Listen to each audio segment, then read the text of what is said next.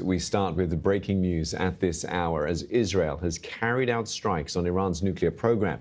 The IDF has said with blasts heard in Tehran. The strikes were part of Operation Rising Lion, Israel's Prime Minister Benjamin Netanyahu said, adding Iran was a threat to Israel's very survival. Israel has declared a state of emergency, saying the country expected retaliation. Well, joining me live are our Middle East correspondent, Hugo Bashega in Jerusalem, our senior reporter, Bern de Boosman at the White House, and our State Department correspondent, Tom Bateman. Hugo, I'll come to you first. Tell us more about what Prime Minister Benjamin Netanyahu has been saying about these strikes. Yes, Steve, so it is just after 5 o'clock in the morning here. So this campaign by the Israeli military was announced 2 hours ago by the Israeli Defense Minister, Israel Katz.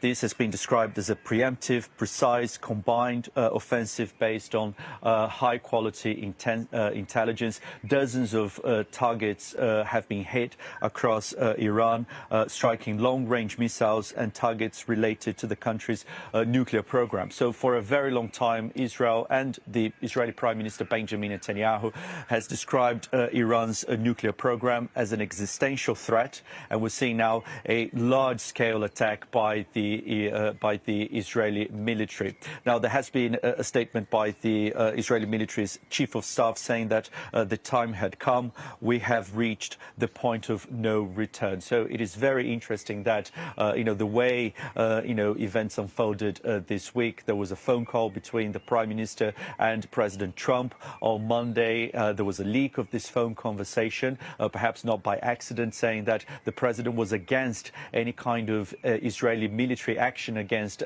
Iran, while these negotiations for a deal between American and Iranian officials continued. There was a round of talks expected to take place on Sunday, and now these attacks happening. Now, we're seeing reports as well in Israeli media saying that apart from the airstrikes targeting those facilities connected to Iran's nuclear program, there have been assassinations, and the targets include the chief of the Iranian military, senior military officials, and senior nuclear scientists. So a large-scale attack that has been carried out by Israel. A state of emergency has been declared here in Israel. A phone alert was sent to everybody in this country about 2 hours ago.